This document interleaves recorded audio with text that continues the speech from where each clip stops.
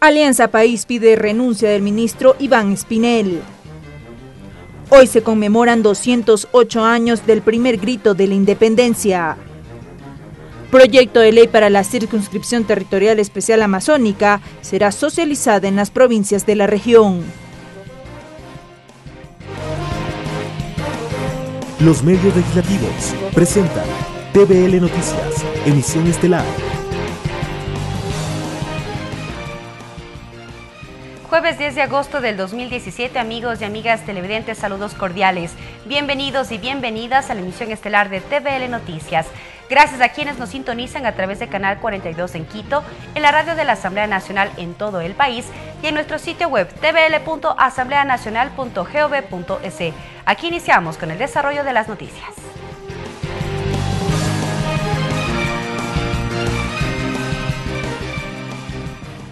A través de un comunicado, la Dirección Nacional del Movimiento Alianza País pide al presidente de la República la renuncia del ministro de Inclusión Económica y Social, Iván Espinel, por haberse manifestado en contra del vicepresidente Jorge Glass. Además, la bancada del movimiento oficialista no descarta la posibilidad de revisar nuevamente el pedido de juicio político contra Jorge Glass. La asambleísta Soledad Buendía explica cómo sería este procedimiento. Un nuevo pedido de juicio político contra el vicepresidente de la República, Jorge Glass, podría ser analizado en la Asamblea Nacional. Lo ratificó la asambleísta Soledad Buendía, integrante del Consejo de Administración Legislativa CAL.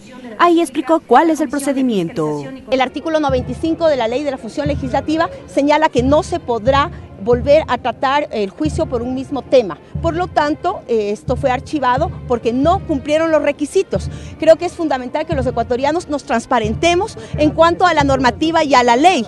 Es fundamental que se cumplan. Tras la coyuntura política de los últimos días ya se generan nuevos hechos.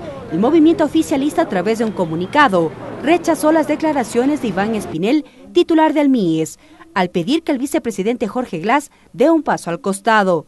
Buendía dijo que atenta contra la institucionalidad del Estado. Este es pronunciamiento que ha realizado en función justamente de que se pida la renuncia al vicepresidente Jorge Glass. El vicepresidente Jorge Glass pues fue elegido por los ecuatorianos y ecuatorianas. Por lo tanto, eso es lo que se tiene que respetar.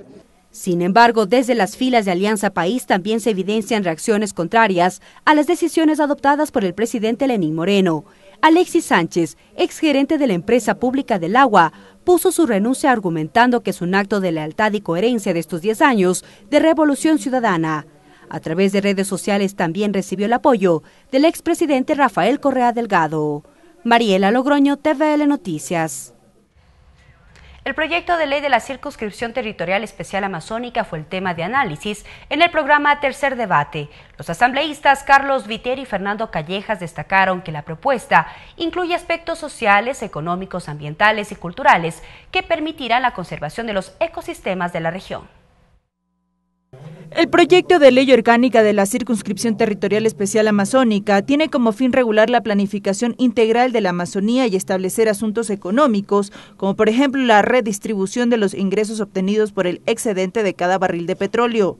Sobre dichos aspectos, el asambleísta por el movimiento Alianza País, Carlos Viteri, explicó durante el programa Tercer Debate que a través de la propuesta se plantea reemplazar la Ley 010. Eso no necesariamente significa que los postulados de la Ley 010, que los elementos fundamentales de esa ley desaparezcan. Todo lo contrario, tal es así que, por ejemplo, en términos presupuestarios, aquellos rubros, aquellas asignaciones presupuestarias para la Amazonía se mantienen desde una perspectiva más bien de su fortalecimiento.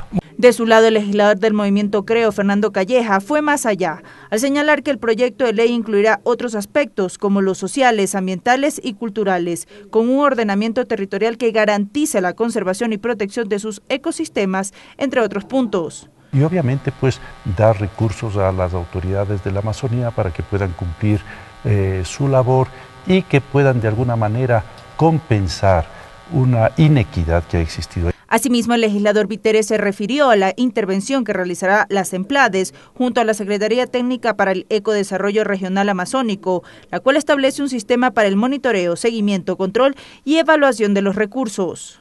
Pero al mismo tiempo, la función de que esa planificación se cumpla, las metas, los lineamientos, sea cumplida por los distintos actores, tanto públicos cuanto privados y comunitarios. Cabe mencionar que el fondo común que manejará la Secretaría Técnica tendrá además otras entradas, el 60% de las regalías mineras y el 30% del superávit. María Fernanda Medina, TVL Noticias. 10 de agosto, 208 años del primer grito de la independencia. El 10 de agosto de cada año Ecuador conmemora el primer grito de la independencia, una declaración que marcó un hito en la historia de América. Hoy rendimos homenaje a la gesta libertaria que buscó la emancipación de España. Quito, la capital ecuatoriana, es conocida como la ciudad Luz de América. ¿Cuál es el motivo de este calificativo? Porque fue la primera ciudad de Latinoamérica en desafiar y declarar su rebeldía y desobediencia a los españoles. Este jueves 10 de agosto de 2017 se cumplen 208 años del primer grito de independencia.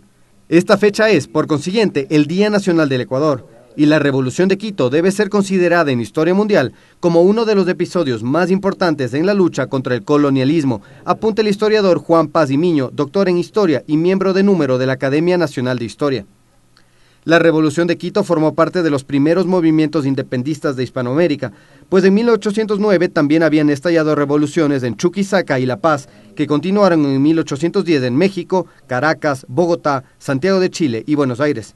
En 1811 Venezuela fue pionera en proclamar la independencia y desde 1812 la lucha emancipadora se generalizó en las diversas regiones sometidas a España. Quito, sin embargo, quedó seriamente afectada y aislada por haber muerto lo mejor de su élite intelectual y política, así como por haberse impuesto la represión y un férreo control sobre la ciudad, agregó el historiador. En nombre de la Asamblea Nacional, la asambleísta y primera vocal del Consejo de Administración Legislativa, Soledad Buendía, entregó una ofrenda floral y la depositó en el monumento en homenaje a los héroes ubicado en la Plaza de la Independencia. En el evento estuvieron presentes diversas autoridades, entre ellas el presidente de la República, Lenín Moreno, el ministro de Defensa, Miguel Carvajal, el titular del Consejo de la Judicatura, Gustavo Yalc, el jefe del Comando Conjunto de las Fuerzas Armadas, César Merizalde, entre otros. Karel Sack, TVL Noticias. Desde las 12 horas de este jueves se activó un operativo especial de seguridad a nivel nacional por el feriado del 10 de agosto. Los controles estarán habilitados hasta las 0 horas del lunes 14 de agosto. Durante el feriado, más de 30.000 uniformados se desplazarán en varios puntos estratégicos y sobre todo en eventos de aglomeración masiva realizados en todo el país. El Ministerio del Interior dio a conocer que 36.311 policías mantendrán el orden público en las calles a propósito del feriado que empieza mañana viernes y que termina el domingo, por un aniversario más del primer grito de la independencia. El plan de contingencia contempla dos ejes, la distribución de los 36.311 gendarmes a nivel nacional y que incluye el servicio en cargo de domicilio, en el que se incrementan los patrullajes en cada sector, previo el debido registro en cualquier unidad de policía comunitaria, y un segundo eje preventivo, para lo cual, desde este jueves, serán desplegados en todo el país 24.011 policías, quienes estarán a cargo de la prevención de delitos y la seguridad en puntos turísticos y viales. Los otros 12.300 uniformados se mantendrán en los ejes preventivos para fortalecer la vigilancia en el país. Para este feriado se han dispuesto 7 helicópteros, 12 ambulancias, 24 grúas, 2.663 patrulleros y 3.277 motos que estarán a disposición de los policías. Este operativo de seguridad se activará desde las 12 horas de este jueves y durará hasta las 0 horas del lunes 14 de agosto y está diseñado para que exista presencia policial en puntos estratégicos y en eventos de aglomeración masiva. Karel Sack, TVL Noticias. Finalizamos la emisión estelar de TVL Noticias, pero al regresar de la pausa les presentaremos un trabajo desarrollado por la Comisión de Derechos Colectivos con su titular, el asambleísta Jorge Corozo, en entrevista con TVL Noticias. Buenas tardes. Regresamos con TVL Noticias, emisión estelar, luego de la siguiente pausa promocional.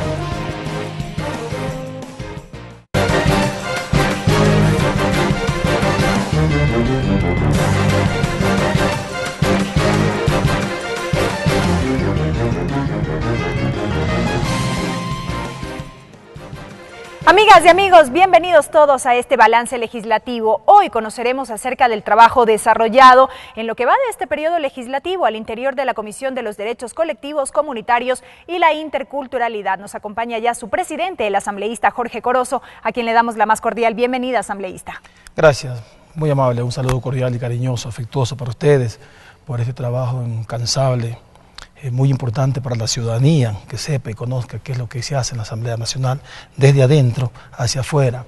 No sin antes enviar un saludo a la provincia de Chimborazo, tierra que me adoptó, en la cual, teniendo un 42% de población indígena, votó por este hombre afroecuatoriano, le dio esa particularidad de ser electo el más votado, y lógicamente ese es un compromiso grande que tenemos con todas las autoridades, con don Mariano Curicama, prefectos, nuestros alcaldes, presidentes de juntas parroquiales, nuestros compañeros comuneros, ese pueblo Puruá, ese pueblo indígena, que hoy, lógicamente, se siente bien representado desde la Asamblea Nacional. Correcto, asambleísta. Y previo a iniciar este diálogo, quiero invitarle a usted y también a quienes nos sintonizan a revisar el siguiente reportaje, en donde damos cuenta de quiénes son los integrantes de la Comisión de los Derechos Colectivos para este periodo legislativo. La mesa legislativa número 12 corresponde a la Comisión de los Derechos Colectivos, Comunitarios y la Interculturalidad, la cual está integrada por 9 asambleístas. El legislador Jorge Corozo, por el Movimiento Alianza País, es su presidente, y Marcelo Holguín, también por el Movimiento Alianza País, es su vicepresidenta. También por Alianza País integran esta comisión los asambleístas Carlos Cambalá, José Chalá y Carmen García. Por el movimiento político Pachacutic, los legisladores Jaime Olivo y Tito Puanchir. Mientras que por el movimiento Creo integran este órgano parlamentario los legisladores Yanine Cruz y César Carrión. Bien, asambleísta Corozo, iniciamos de inmediato una primera lectura de su parte de lo que han sido estos primeros meses de gestión aquí en la Asamblea Nacional. Gracias por la oportunidad. Un trabajo muy eficiente, eficaz, un trabajo comprometido, en una comisión que tiene por objeto justamente tratar el tema de los derechos colectivos, los derechos de todas y todos. En esta comisión, desde el día 29 de mayo, comenzamos lógicamente presentando y preparando una matriz. Esa matriz tenía 10 proyectos, y estos 10 proyectos hemos ido poco a poco visibilizándolos, tratándolos en la comisión, y hoy por hoy estamos muy contentos porque se ha realizado una propuesta muy interesante que tiene que ver con una agenda que la hemos venido trabajando desde esa fecha y que hoy nos arrojan 3 proyectos que son los que estamos tratando ya a profundidad. Que han concentrado la atención en la comisión. Lógicamente, sí, 3 proyectos muy importantes. ¿Entre esos, por ejemplo? Por ejemplo, el proyecto de los derechos lingüísticos de pueblos y nacionalidades. Ese es un proyecto de ley que viene del periodo legislativo anterior y que lo ha retomado esta comisión. Así es, ese proyecto fue presentado el año anterior, el año 2016, por la asambleísta Alexandra Ocles. Es un proyecto de los derechos lingüísticos, los derechos de los hermanos, de los pueblos, que son los pueblos de nacionalidades, tanto el pueblo montubio, el pueblo afroecuatoriano y el pueblo indígena. Son sus derechos a hablar sus lenguas con libertad en cualquier territorio del Ecuador. Pero lógicamente tenemos que pensar que en el Ecuador tenemos 3 lenguas, 14 dialectos y tenemos más de 19 lenguas que están extintas, y la intención es recuperarlas, rescatarlas, para que nuestros hermanos puedan hablar sus orígenes, sus lenguas de orígenes en cualquier parte del territorio, en todas las instituciones públicas del Ecuador, pero también el tema de la educación tiene que ser muy importante, a través de las escuelas bilingües que tienen que reabrirse y paulatinamente ir formando una especie de cadena para que se sigan integrando otras instituciones que tienen que ver con el quehacer educativo, especialmente de los pueblos y nacionalidades. Con respecto a estas lenguas que, si se quiere, han desaparecido, asambleísta, ¿qué es lo que prevé este proyecto de ley para recuperarlas? Sin duda alguna, el tema de la educación a nivel justamente primario, secundario, sería fundamental para poder impartirlo en todo caso y así recuperarlas. ¿Qué es lo que está previsto? Difundirlo. Que la ciudadanía sepa que hay una ley que los va a proteger esos derechos garantizados en la Constitución. Los pueblos y nacionalidades indígenas, que son los pueblos afro, el pueblo montubio y los pueblos indígenas, tienen que conocer sus derechos. A través de este proyecto de ley le vamos a dar la posibilidad de que conozcan y se garanticen, se conserven, se protejan esos conocimientos, se rescaten y se validen aquellas lenguas que hoy se están utilizando, pero que lamentablemente por no estar reformadas, por no estar en la disposición de la ley, no se pueden utilizar esos mecanismos en diferentes instituciones públicas. Por ejemplo, un hermano de Puruá va a un hospital o va a un juzgado pero en esos lugares no hay una persona que hable sus dialectos o sus lenguas y no se puede identificar con ellos. Además, siente vergüenza preguntar. ¿Qué tiene que haber? Señaléticas para que sepan que efectivamente en esas instituciones públicas existen personas que hablan estas lenguas, estos idiomas, estos dialectos, y a quién tienen que acudir para que ellos puedan hacer sus averiguaciones, sus reclamos, sus necesidades y que así puedan estar garantizados sus derechos. ¿Qué pasa con las familias también, asambleísta? Allí el trabajo me parece a mí que sería importante en la medida en que si se han venido perdiendo estas lenguas, estos dialectos, es fruto de estas nuevas generaciones que se van acoplando a otro estilo de vida y que un poco van olvidando lo que fueron sus raíces. Allí, por ejemplo, ¿cómo trabajarlo al nivel de la familia? Una vez que ya difundamos el proyecto, tenemos que ir al territorio. Justamente tenemos que hacer, pienso yo, una consulta prelegislativa. El territorio nos va a demarcar y determinar, efectivamente, estadísticamente, cuántas personas en una familia hablan la lengua puruá, hablan el quichua, hablan el shuar, hablan el ashuar, y de esa forma vamos a ir estructurando una sociedad más justa, más equilibrada, para que estos hermanos, estas personas sepan que pueden hablar su lengua y sus dialectos dentro de la familia, dentro de las escuelas o las estructuras y organizaciones educativas y dentro de cualquier ámbito público del Ecuador.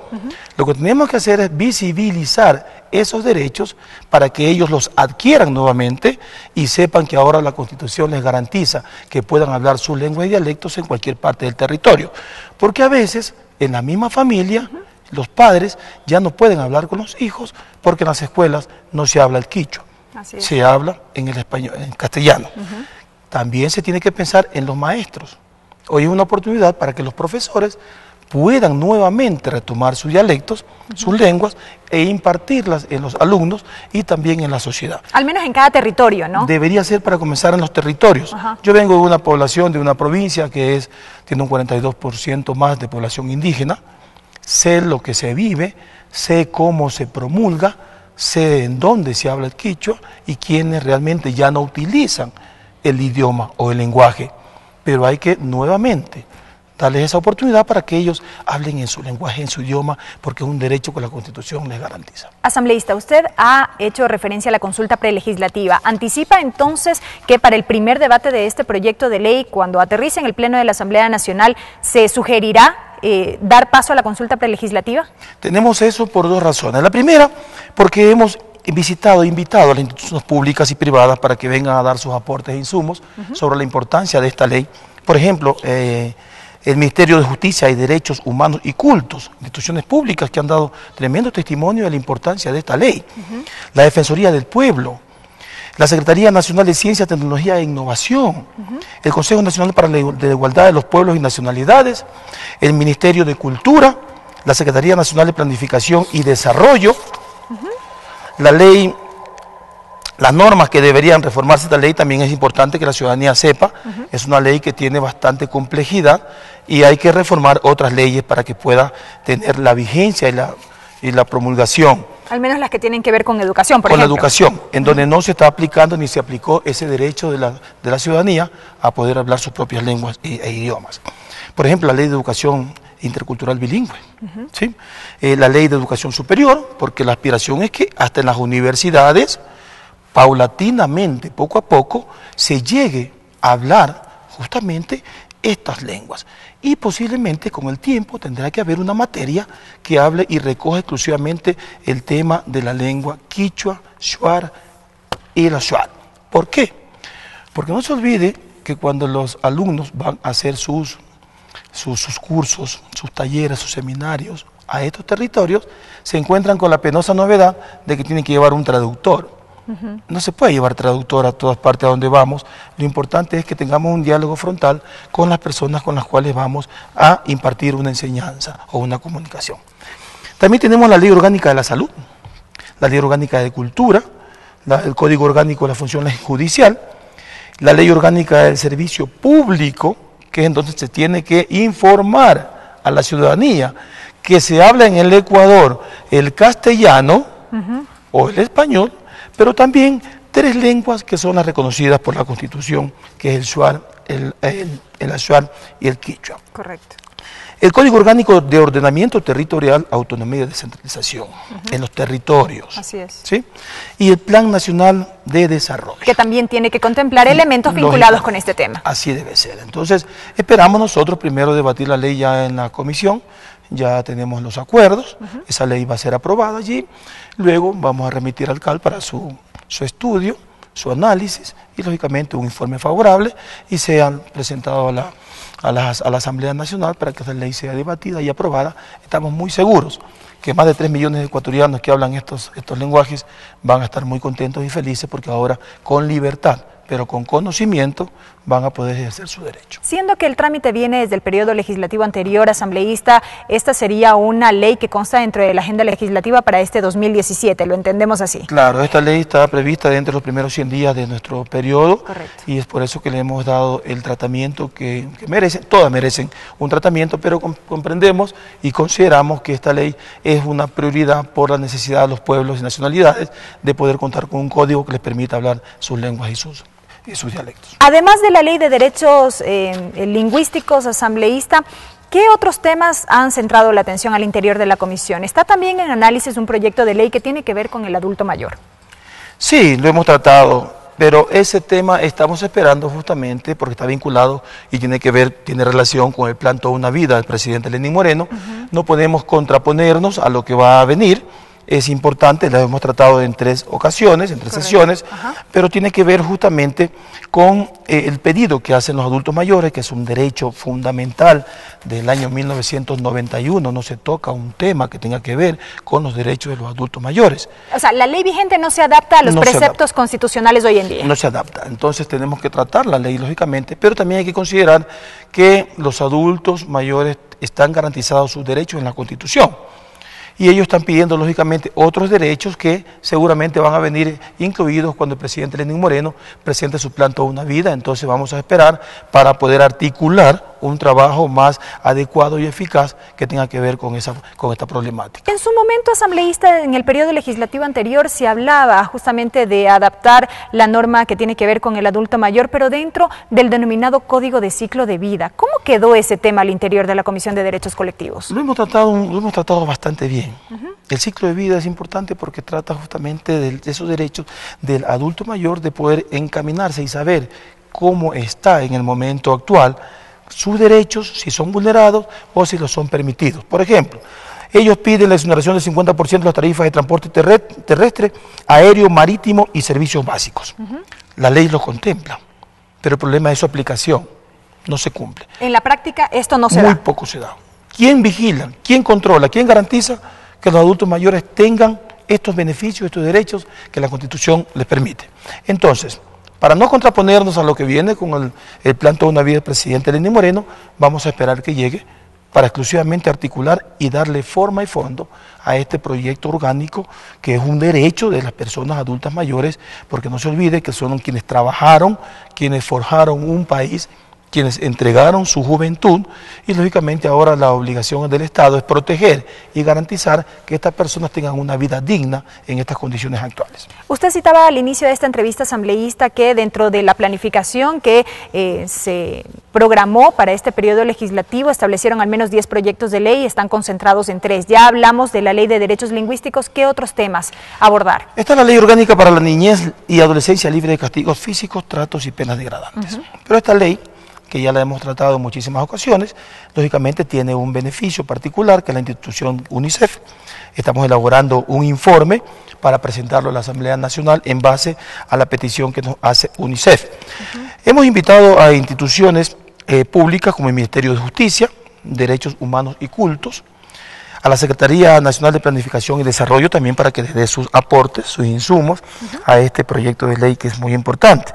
Hay que resaltar que el objetivo de esta ley es prevenir y prohibir el uso de la fuerza física, castigos y tratos y penas degradantes como medida disciplinaria y correctiva en los niños, niñas y adolescentes, cuando tenemos más de 60 códigos que benefician y ya le dan un blindaje a los niños, niñas y adolescentes. Entonces, este proyecto de ley lo hemos tratado como corresponde, por estar dentro de la matriz, pero lógicamente tendremos que ver la profundidad y todas las instituciones que implicarían que este proyecto de ley pueda ser reformado o tratado. Antes de avanzar en ese sentido, asambleísta, si mal no recuerdo, este proyecto de ley en su momento contó con informe para el archivo. No obstante, aquí en el Pleno de la Asamblea Nacional se resolvió que el trámite continúe al interior de la Comisión de Derechos Colectivos. ¿En razón de qué? En razón de dos partes. La primera, el interés que tienen este proyecto de ley por parte de las instituciones públicas y otras privadas como UNICEF, que es la que vela por el debido proceso de los derechos del niño. Y se articulan nuevas formas, nuevos aportes, nuevos mecanismos, nuevos preceptos que tienen que ver con la protección. Sí, la ley garantiza, pero aquí lo más importante es la vigilancia, el control. Y dentro de ese control es una responsabilidad de este poder del Estado ser vigilante. Entonces articularemos nuevas maneras de controlar con responsabilidad, no solamente en las autoridades, sino también tiene que recaer en los padres de familia, el entorno familiar y la educación en donde los chicos practican sus enseñanzas. Muy brevemente, y para cerrar este tema asambleísta, temas de pronto que ameriten ser revisados en cuanto al texto mismo de este proyecto de ley. Pregunto esto porque en su momento, entre las críticas que se pudieron escuchar alrededor de esta propuesta, era que había elementos allí contemplados que podían sonar inclusive exagerados. Sí, hay términos que son exagerados. La palabra, por ejemplo, castigos degradantes, es una palabra, penas degradantes, es un término que no debería ser incluido en un código orgánico o de un proyecto de ley, porque realmente hablar de esas formas de fondo, cuando se tratan de niños, niñas y adolescentes, es un castigo desde ya. Al niño tiene que dársele un trato más simple, más sutil, más cariñoso, más cordial, lleno y adornado con otros factores, y no penas degradantes. Desde allí el término no va, desde allí es completamente inconstitucional. Castigos físicos es recordar nuevamente que a los niños se los castiga por alguna causa o razón. No Correcto. Se debe incluir esos términos, ni siquiera se los debe tratar en las escuelas, mucho menos a nivel de universidad. Por allí entonces podríamos advertir un cambio en la denominación del proyecto. Asambleísta, nos queda un minuto y ya para finalizar este espacio, expectativas entonces, con todo este trabajo que ustedes han ya delineado, expectativas que se tienen para este año. Bien, nosotros esperamos en este año ya poder presentar este proyecto de ley que se ha aprobado en el primer debate, especialmente en los derechos lingüísticos, que es una ley que ya está preparado su informe para el primer debate, y lógicamente viene nuevamente la agenda semestral para los meses que restan.